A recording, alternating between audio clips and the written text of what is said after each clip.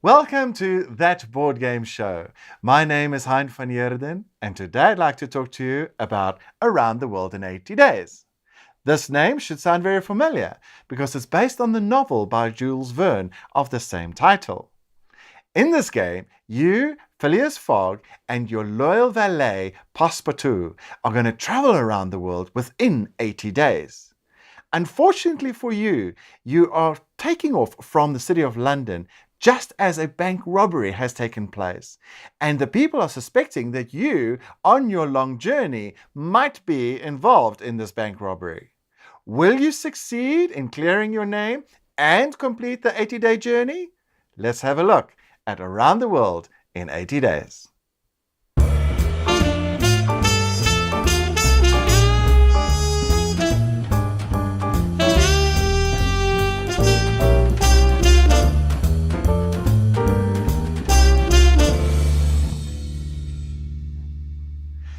This is a very simple game to play. Any child from the ages of 10 years and up can easily grasp the concept behind it. Yet, it's very strategic. Let me show you. You are Phileas Fogg, represented by this little top hat. And you have to depart from London and travel around the world in 80 days and return back to London, but without any rumor cards. Remember the bank robbery? Well, these rumor cards were handed out, 3 to each player as you started. And you have to, on your journey, get rid of these rumor cards as well as return back to London with less than 10 gold in order to prove your innocence.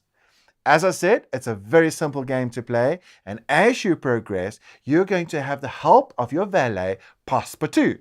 Now, Passepartout is these Passepartout cards, and in these cards, there's things that can either hinder you or accelerate your journey around the world. You get 2 types of cards. You get these simple event cards, which you play immediately, or you get these character cards, which you can hang on to and play during your turn.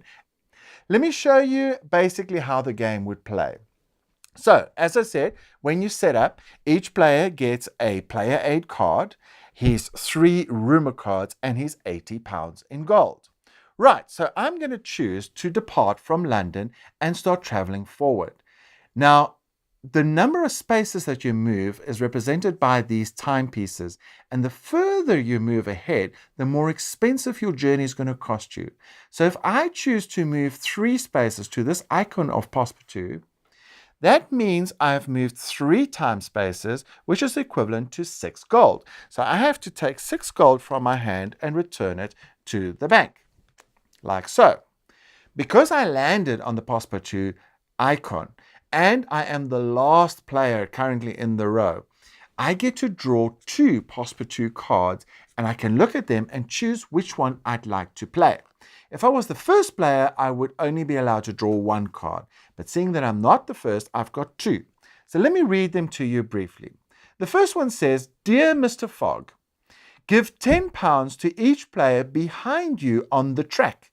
If you don't have enough, don't give any pounds away." The second card is, "Dear Mr. Fogg, lose half of your pounds rounded up. Always loyal, Passepartout." So as you can see, sometimes it's negative and sometimes it's beneficial. In this particular case, I don't want to lose any of my money. I've just started off. So I'm going to choose to play, give the £10 to each player behind me. But seeing that I'm the last player on the board, I don't have to hand out any of my cash. So that's the route we'll go with. Each of these different timepieces that you see here on the map has got different symbols on them. And these symbols are very easily referenced for you on the back of the rule book or on your player aid card. So we've just done the first one, which was Passepartout. Now let's have a look at the second one, which is the Layover Stations. Remember I said you get to move forwards, but guess what? You can also move backwards. Now why on earth would you want to do that? The answer is that you are very fast going to run out of gold because it costs a lot of money to move around the world. So sometimes it is strategic to rather move backwards a few spaces and earn additional gold so that you again can progress forward. Green has got a very good example of that. When you want to move backwards, you can only go to the last layover station that there was. And in this particular case, it's that red circle over there. So he's going to have to move back 1, 2, 3, 4 spaces, which means he gets to take 40 gold from the bank back into his hand. The other actions that you can take is these little wreaths that you can get. Now, these are dependent on your position as you progress around the board. Let's have a look at player Red.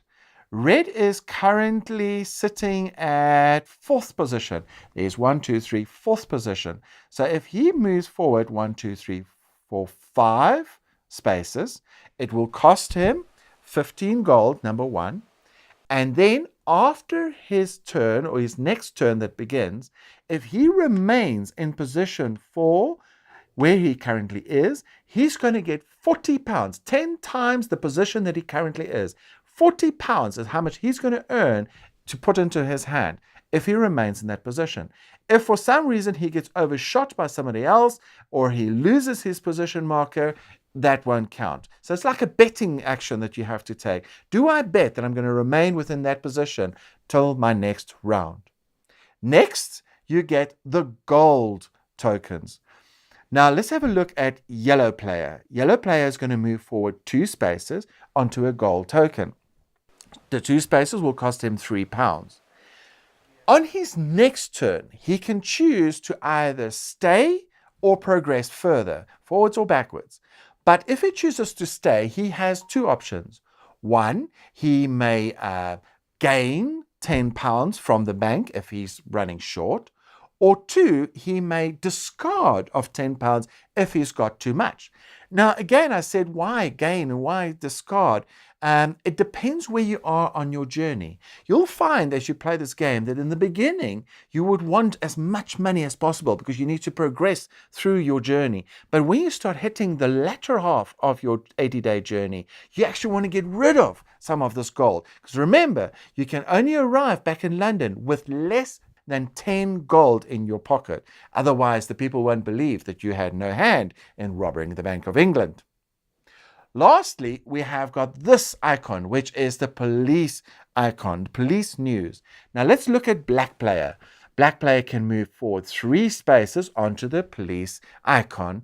And as soon as he does, he has to tip his hat like they did in the old days. So you turn the token over to show respect to the police. You are trying to dispel those rumors that you had anything to do with that bank robbery.